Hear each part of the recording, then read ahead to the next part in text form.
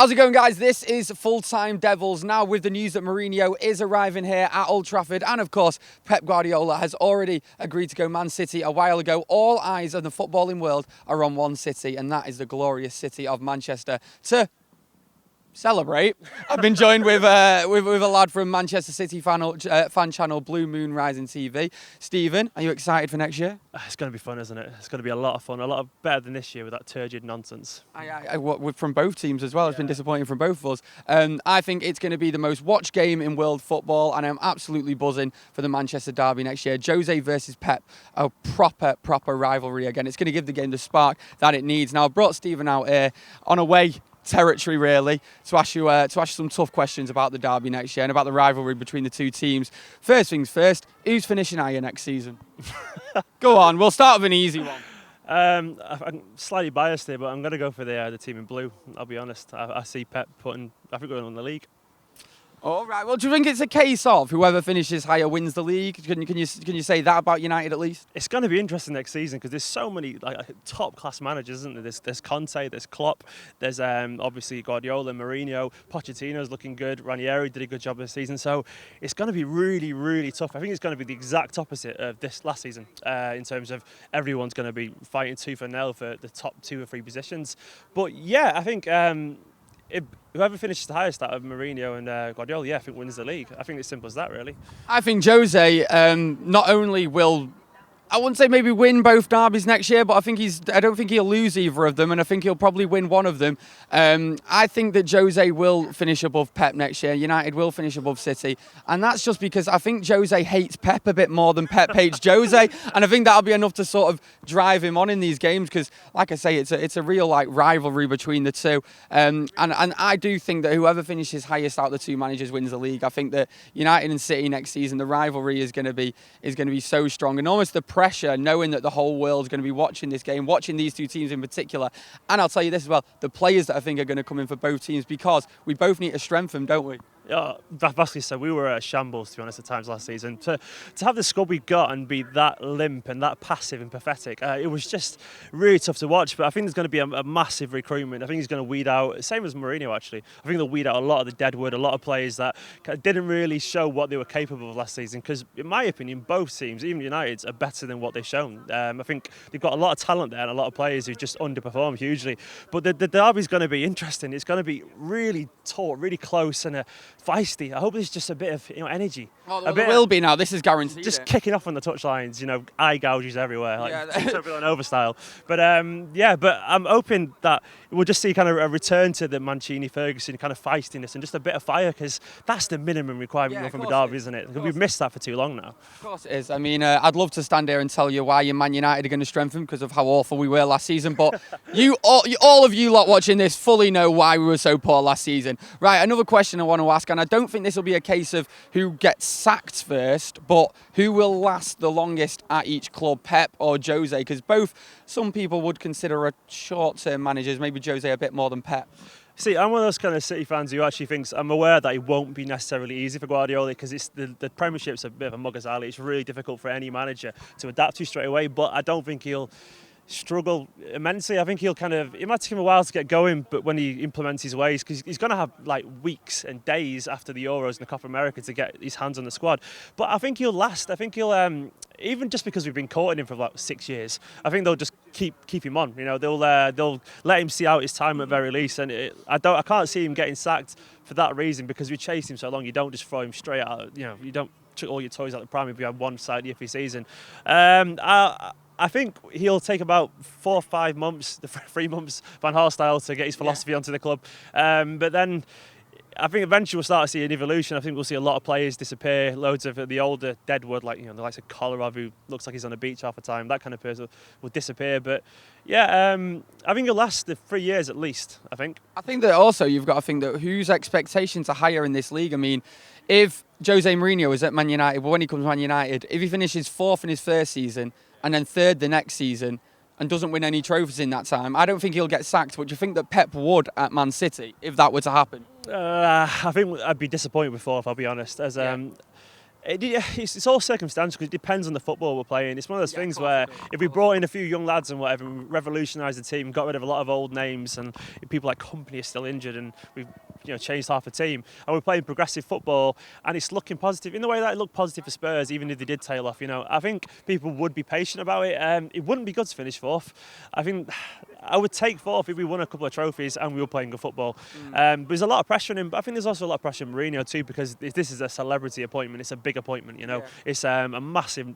Well, to be honest, in my opinion, Guardiola and Mourinho are the two biggest names in world football in management. But they are. They're Galacticos, aren't they? They're massive. And I think there's a lot of pressure on Mourinho too, because it's a job he's been courting for years, isn't it? He's been wanting his job since.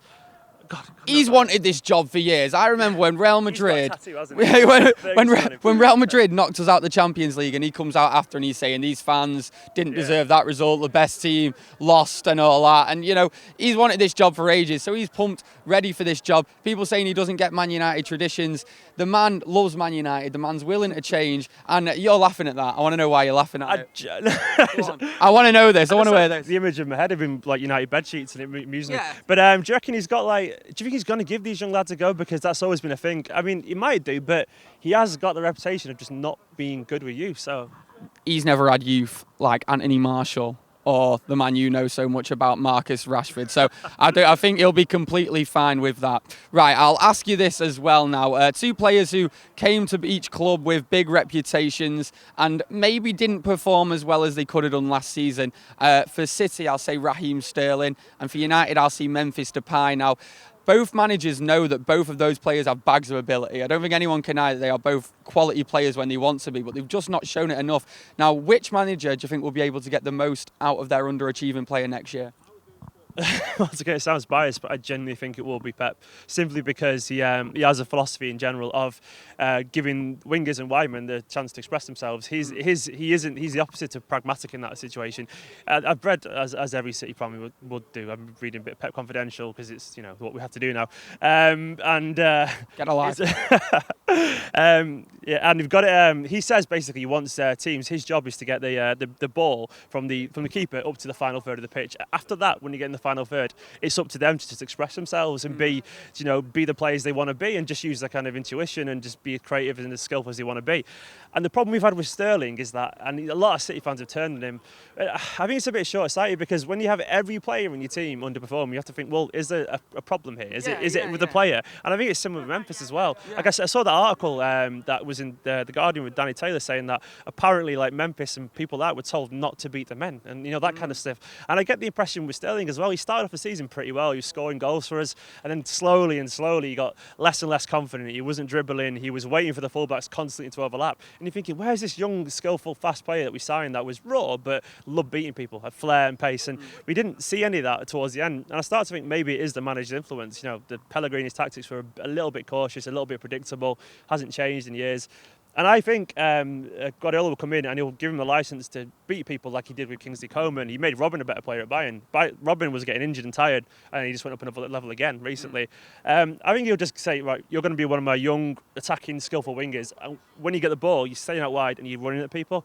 And to be honest, I think it'll be similar for Memphis as well. So I think that Mourinho is more of a personality-driven type of guy. I think he likes people, and I think he likes, he likes big personalities, and I think he'll really get on with a player like Memphis, because, Memphis is this young lad who didn't have a fantastic upbringing, came from the streets in Holland, really, didn't have a hell of a lot of money, and he's a very, I don't want to say angry, but he's he's a very emotional player, and I think that José Mourinho will love having that, will love being able to put his arm around him, and I think José Mourinho next season will actually be able to tell Memphis, right, left wing or maybe even right wing, that's your position. You are going to be our first choice this season. Don't worry about it. Stick at it, and it will come good for you. And I think that Memphis will have a fantastic season next year.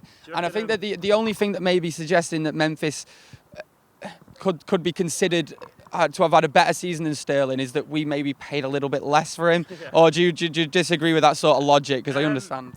I think Sterling did have a good first 3 or 4 moments. He was our best player in the Champions League. He was scoring goals for fun on the counter-attack. I think Memphis will be our best player in our Champions League campaign next year. What? He's going to tear up the Europa League, isn't he? The thing is with Memphis, do you reckon he's got the work ethic and the actual, the kind of, he needs to be incredibly organised, incredibly meticulous as a player for Mourinho, don't you? You have to have that real focus. Do you think he's got that in his locker? Because he is a bit of a free spirit, isn't he? We have seen at times this season where he's not been tracking back as much as the likes of a Jesse Lingard has done. So maybe in certain games Mourinho wouldn't prefer him. But I want to see Mourinho say to him, look, that's your position. It's pinned down. Express yourself. But I'm not. Do you think he'd do it though with Memphis? I mean, asking an outsider's opinion.